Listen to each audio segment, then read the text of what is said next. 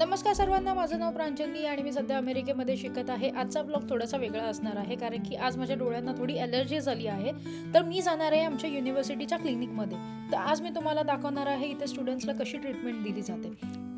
अमेरिकेत प्रत्येक युनिव्हर्सिटीमध्ये स्टुडंटसाठी एक हेल्थ सेंटर असतं. जर कुणाला काहीही प्रॉब्लेम आला असेल जसे की कोल्ड, फीवर आणि ॲलर्जी तर डॉक्टरची अपॉइंटमेंट घेऊन डायरेक्टली भेटता येतं. मी पण ऑनलाईन अपॉइंटमेंट बुक केली होती आणि क्लिनिकमध्ये गेली. तिथे रिसेप्शनवर जाऊन एक शॉर्ट फॉर्म भरायला लागला जिथे आपला बेसिक डिटेल्स आणि आपल्याला नक्की काय प्रॉब्लेम आहे ते तिकडे मेन्शन करावं लागतं. त्यानंतर मला चेकअप रूममध्ये बोलवलं आणि मी डॉक्टरांशी मला झालेल्या ॲलर्जीबद्दल डिस्कशन केलं.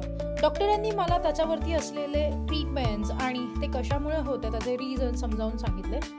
इथे प्रत्येक स्टुडंटला युनिव्हर्सिटीकडनं हेल्थ इन्शुरन्स मिळालेलं असतं. बेसिक चेकअपसाठी काही पे करावं लागत नाही, बट काही मोठे डिसीज असतील तर टोटल बिलमध्ये 70 to 80% अमाऊंट इन्शुरन्स कव्हर करतं आणि रिमेनिंग अमाऊंट आपल्याला पे करावं लागतं. इथे डॉक्टर प्रिस्क्रिप्शन देत नाही, ते पेशंटच्या सोयीप्रमाणे फार्मसी स्टोअर विचारतात आणि प्रिस्क्रिप्शन डायरेक्टली त्या स्टोअरला ईमेल करतात. आपण त्या स्टोअरमध्ये जाऊन आपला स्टुडंट ID दाखवायचा आणि मेडिसिन्स कलेक्ट करायचे. तुम्हाला इकडची क्लिनिकल फॅसिलिटी कशी वाटली कमेंट सेक्शनमध्ये नक्की सांगा आणि व्हिडिओ आवडल्यास लाईक, कमेंट आणि सबस्क्राईब करायला विसरू नका.